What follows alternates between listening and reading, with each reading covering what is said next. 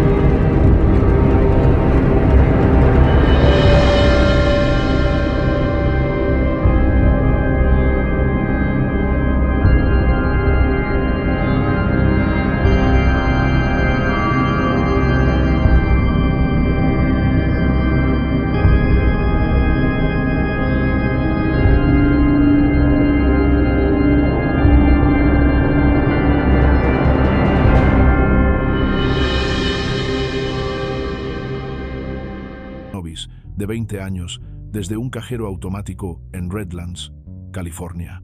Solo 5 días después, raptaron a Lynelle Murray, de 19 años, en su lugar de trabajo en Huntington Beach. El patrón era escalofriantemente similar cada vez. Apuntaban a mujeres que acababan de sacar dinero en efectivo, las obligaban a irse con ellos y luego las lastimaban.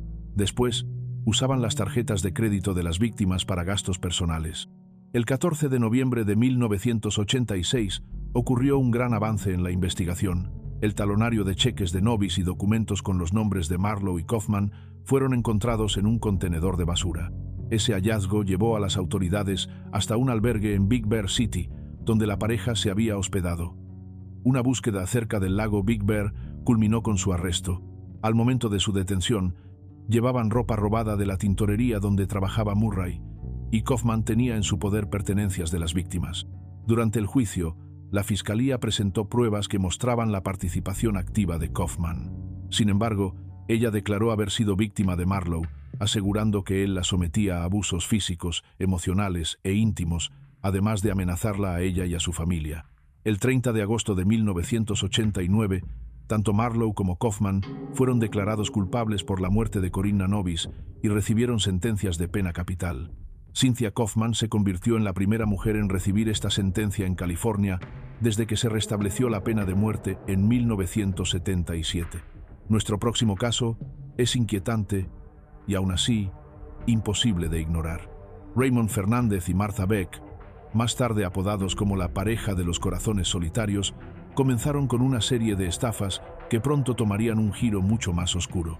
A finales de los años 40, esta inquietante pareja surgió en escena, usando anuncios personales en periódicos para encontrar personas a las que pudieran aprovecharse. Raymond Fernández nació el 17 de diciembre de 1914 en Hawái, hijo de padres españoles. Su familia se mudó poco después a Bridgeport, Connecticut. De joven, se fue a vivir a España, se casó, tuvo 4 hijos y luego los abandonó sin mirar atrás. Ingresó a la Marina Mercante Española y más tarde trabajó para la inteligencia británica durante la Segunda Guerra Mundial. Tras la guerra, una lesión en la cabeza cambió su comportamiento. Algunos creen que dañó la parte del cerebro relacionada con el control de los impulsos. En prisión por robo, un compañero de celda le habló del vudú. Desde entonces, Raymond salió convencido de que tenía un poder sobrenatural para seducir mujeres. Martha Seabrook nació el 6 de mayo de 1920 en Milton, Florida. Un problema glandular le causó aumento de peso desde temprana edad, lo que la convirtió en blanco de burlas. Su vida familiar era aún peor. Afirmó que su hermano abusaba de ella y que su madre la golpeaba. A pesar de eso, se convirtió en enfermera, se mudó a California y tuvo 2 hijos. Desesperada por encontrar amor, inventaba historias trágicas sobre los padres de sus hijos para provocar compasión. Obsesionada con las novelas románticas, anhelaba un final de cuento de hadas. En 1947, Martha publicó un anuncio en la sección de corazones solitarios. Raymond respondió. Las cartas entre ellos se volvieron intensas rápidamente. Martha abandonó a sus hijos y se mudó a Nueva York. Al principio fingió ser su hermana, pero pronto se convirtió en cómplice, ayudándolo a seducir, estafar y eventualmente eliminar a mujeres que conocían a través de anuncios personales. ¿Por qué lo hizo? ¿Por amor? ¿Por delirio? ¿O ambas cosas? Pero una vez que unieron fuerzas, las estafas comenzaron a volverse letales, y ya no hubo marcha atrás. Sus acciones fueron creciendo en gravedad con el tiempo. En 1949 se enfocaron en Delphine Downing, una joven viuda en Michigan. Cuando Delphine empezó a sospechar del comportamiento de Raymond, Martha, cegada por los celos y el miedo a ser descubierta, acabó con su vida. Después, para no dejar cabos sueltos, también mató a la hija de 2 años de Delphine. Ese fue el momento en que sus crímenes se volvieron más extremos y definitivos. Su última víctima fue Janet Fay, una mujer de 66 años de Nueva York. La habían atraído con falsas promesas de matrimonio. Pero cuando Martha vio a Janet y Raymond teniendo contacto físico, perdió el control y le golpeó la cabeza con un martillo. Ese ataque acabó con la vida de Janet y fue el hecho que finalmente llevó a la captura de la pareja. Las autoridades arrestaron a Raymond y Martha en Michigan poco tiempo después. Raymond confesó lo que habían hecho, pero ambos negaron su participación en varios otros casos en los que eran sospechosos. Fueron enviados a Nueva York para enfrentar cargos únicamente por la muerte de Janet Fay. La sala del tribunal quedó atónita ante la extraña y obsesiva relación entre ellos, así como por los detalles de sus crímenes. ¿Por qué fueron condenados solo por un caso? Porque las propias palabras de Raymond, junto con pruebas contundentes, fueron suficientes para dictar el veredicto. Ambos fueron hallados culpables y condenados a la pena capital. El 8 de marzo de 1951, en la prisión de Sing Sing, se llevó a cabo la ejecución. Las últimas palabras de Raymond reflejaron cuán profundo era su vínculo con Martha. Quiero gritarlo al mundo. Amo a Martha. ¿Qué sabe el público sobre el amor? Las palabras finales de Martha también se centraron en el amor. Mi historia es una historia de amor, pero solo los torturados por el amor pueden entender lo que quiero decir. Hoy no tengo odio en mi corazón por nadie. Algunos padres corrigen, otros controlan, pero el siguiente caso va más allá de toda comprensión. Samantha y John Allen, ambos nacidos en 1988, vivían en Phoenix, Arizona.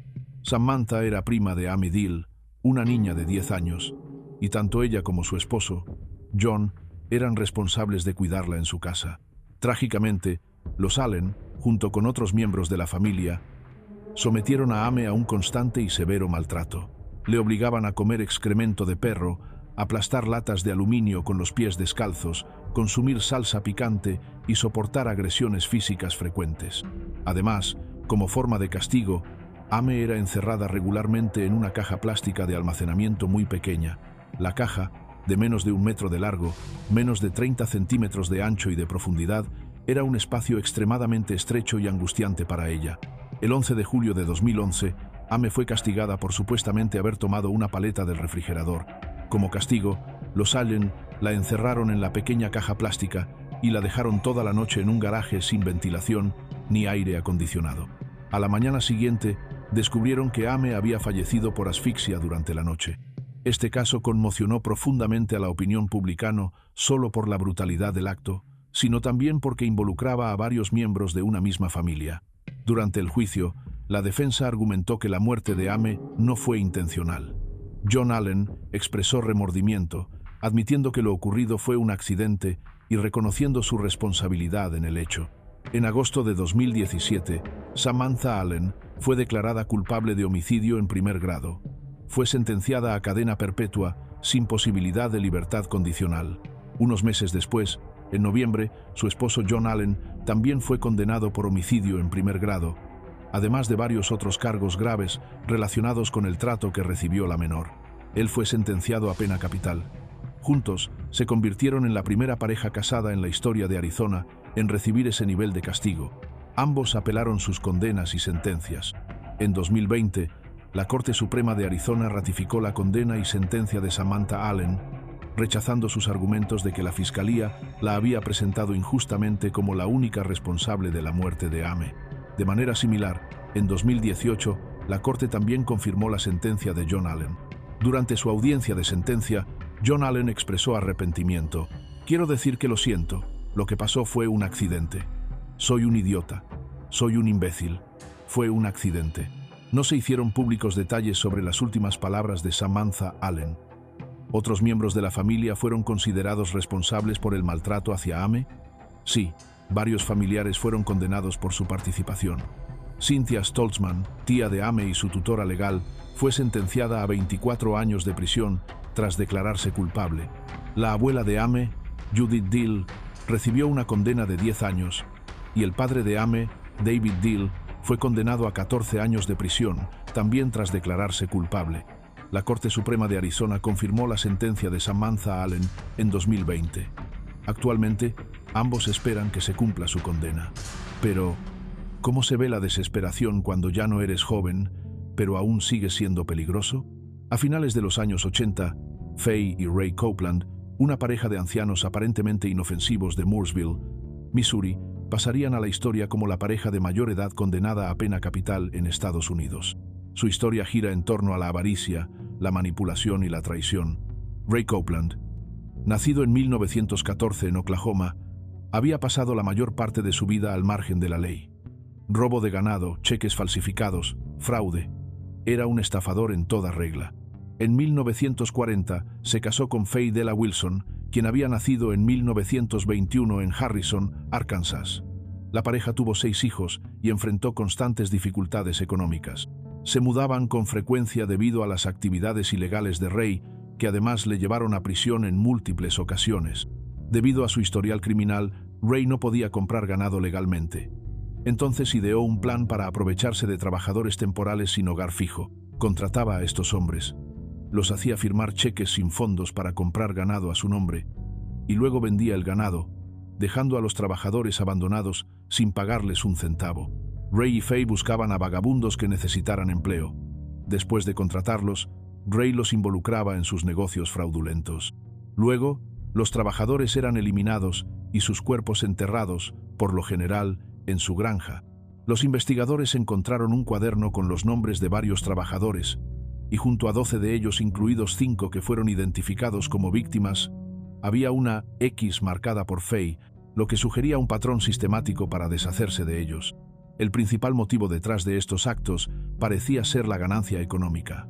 Al eliminar a los trabajadores, Ray se aseguraba de no dejar testigos y así podía seguir con sus estafas sin interrupciones. Esta operación continuó durante años hasta que en 1989 un ex empleado informó a las autoridades sobre actividades sospechosas en la granja de los Copeland. Si Faye participó directamente o solo fue cómplice, aún genera debate. Ella afirmaba ser una víctima del control de Ray, pero las pruebas sugerían que tuvo un rol más activo del que admitía. En octubre de 1989, las autoridades ejecutaron una orden de cateo en la granja Copeland. Allí encontraron restos humanos y un rifle Marlin calibre .22 que coincidía con el arma usada en los asesinatos. También hallaron una colcha hecha con la ropa de las víctimas, lo que aumentó aún más lo macabro del caso. La defensa de Faye argumentó que ella era una mujer maltratada bajo el dominio de Ray, pero el jurado la declaró culpable. Recibió 4 condenas a cadena perpetua y una sentencia adicional de largo plazo. Ray Copeland también fue condenado a pena de muerte. Al enterarse de la sentencia de Faye, Ray supuestamente comentó: «Bueno, esas cosas le pasan a algunos, ya sabes». La pareja se convirtió en la de mayor edad en enfrentar ese tipo de consecuencias en Estados Unidos. Ray falleció por causas naturales el 19 de octubre de 1993, a los 78 años, mientras aún esperaba la ejecución de su sentencia. La condena de Faye fue reducida a cadena perpetua en 1999, después de que apelaciones destacaran su historial de maltrato. Fue liberada en 2002 debido a problemas de salud y falleció en un hogar de cuidados el 23 de diciembre de 2003, a los 82 años. ¿Qué opinas de este caso? Cuéntanos en los comentarios. Lisa Jo Chamberlain nació en 1976. Para marzo de 2004, vivía en Hattiesburg, Mississippi, junto a su novio, Roger Lee Gillett. Ambos se estaban quedando en casa del primo de Roger, Vernon Hewlett, y de la novia de este, Linda Heinzelman. Lisa y Roger ya tenían antecedentes encuentros con la ley, principalmente por sustancias ilegales y robos. Pero lo que ocurrió en esa casa superaría todo lo que habían hecho antes. La tensión ya venía creciendo. El dinero escaseaba. Algunos rumores dicen que Roger estaba furioso porque le habían dicho que tenía que mudarse. Esa tensión estalló. Según Chamberlain, todo comenzó como un robo. Creían que había una caja fuerte en la casa, pero cuando Vernon y Linda no pudieron o no quisieron abrirla, la situación se volvió violenta. Lo que siguió fue aterrador. Linda Heinzelman fue agredida y luego asfixiada con una bolsa de plástico. Sufrió durante horas. Y no terminó ahí. Después del crimen, Chamberlain y Gillett transportaron los cuerpos de las víctimas en la camioneta de Heinzelman hasta una granja remota cerca de Russell, Kansas, propiedad del abuelo de Gillett. Allí escondieron los cuerpos en un congelador. Los restos fueron descubiertos cuando las autoridades, que inicialmente estaban investigando por sustancias ilegales, encontraron el congelador con los cuerpos en su interior. Tanto Chamberlain como Gillett fueron extraditados a Mississippi para ser juzgados por su participación en el crimen. Fueron acusados de 2 cargos de homicidio en primer grado, lo que, según la ley de Mississippi, podía resultar en cadena perpetua sin posibilidad de libertad condicional.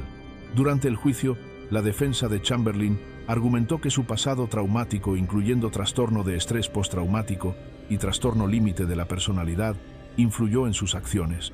afirmaron que su historial de maltrato contribuyó a su participación en los hechos. Ambos fueron declarados culpables y sentenciados inicialmente a cadena perpetua. Sin embargo, en 2018, la sentencia de Gillette fue modificada a cadena perpetua sin posibilidad de libertad condicional. Hasta el año 2025, Lisa Jo Chamberlain sigue siendo la única mujer en Mississippi en espera de que se le aplique la pena capital. Actualmente se encuentra detenida en el Centro Correccional Central de Mississippi. Alton Coleman nació el 6 de noviembre de 1955 en Waukegan, Illinois. Fue criado principalmente por su abuela, ya que su madre tenía varios empleos. Desde joven, Coleman tuvo múltiples enfrentamientos con la ley. Entre 1973 y 1983, enfrentó cargos en 6 ocasiones por delitos graves, aunque 2 de esos cargos fueron desestimados. En 1973 se declaró culpable de robo a mano armada después de agredir a una mujer y cumplió 3 años en prisión. Deborah Brown, nacida el 11 de noviembre de 1962, no tenía antecedentes criminales antes de conocer a Coleman. Se la describía como una persona con una personalidad dependiente, posiblemente como resultado de una lesión en la cabeza que sufrió de niña. Esa vulnerabilidad la hizo más susceptible a la influencia de Coleman. A los 21 años, Deborah rompió su compromiso y abandonó a su familia para unirse a Coleman, quien ya enfrentaba problemas legales por el abuso de una menor. En mayo de 1984, temiendo ir a prisión, Coleman y Brown iniciaron una ola de crímenes horrendos que se extendió por Illinois, Wisconsin, Michigan, Indiana, Kentucky y Ohio. Sus víctimas iban desde niños pequeños hasta personas mayores, y muchas de sus acciones ocurrieron en comunidades afroamericanas, lo que les permitía ganarse la confianza más fácilmente. Su primera víctima conocida fue Bernita Witt, una niña de 9 años de Kenosha, Wisconsin. El 29 de mayo de 1984, Coleman se la llevó a Waukegan, Illinois. Su cuerpo fue encontrado 3 semanas después en un edificio abandonado cerca de la casa de la abuela de Coleman. Había sido agredida y abandonada en un estado de gran sufrimiento. Coleman y Brown escalaron rápidamente en sus crímenes. Usaban engaños para entrar a las casas de sus víctimas. Por ejemplo, en Norwood, Ohio, se hicieron pasar por compradores interesados en una casa rodante para acceder al hogar de Harry y Marlene Walters. Una vez dentro, los atacaron brutalmente, provocando la muerte de Marlene y heridas graves a Harry. Sus crímenes, cometidos en varios estados, provocaron que el FBI agregara a Alton Coleman a su lista de los 10 más buscados el 12 de julio de 1984.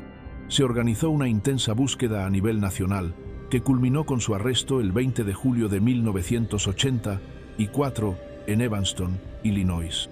Las autoridades de varios estados colaboraron para determinar la mejor forma de enjuiciarlos, con el objetivo de asegurar las penas más severas. Ohio fue el estado elegido para iniciar los juicios, debido a la gravedad de los delitos cometidos allí. En Ohio, Coleman y Brown fueron encontrados culpables por las muertes de Marlene Walters y Tony Story. Durante la sentencia, Brown mostró poca empatía. Envió una nota al juez que decía: «Yo la maté y no me importa. Me divertí haciéndolo». Juicios posteriores en Indiana también resultaron en más condenas por actos violentos. Coleman recibió una sentencia adicional de 100 años y Brown 40 años más por otros delitos. En su momento, Alton Coleman fue la única persona en EU con penas capitales en 3 estados: Ohio, Indiana e Illinois. Tras años de apelaciones, fue ejecutado el 26 de abril de 2002 en el Centro Correccional del Sur de Ohio, en Lucasville. Las sentencias de Deborah Brown fueron conmutadas con el tiempo.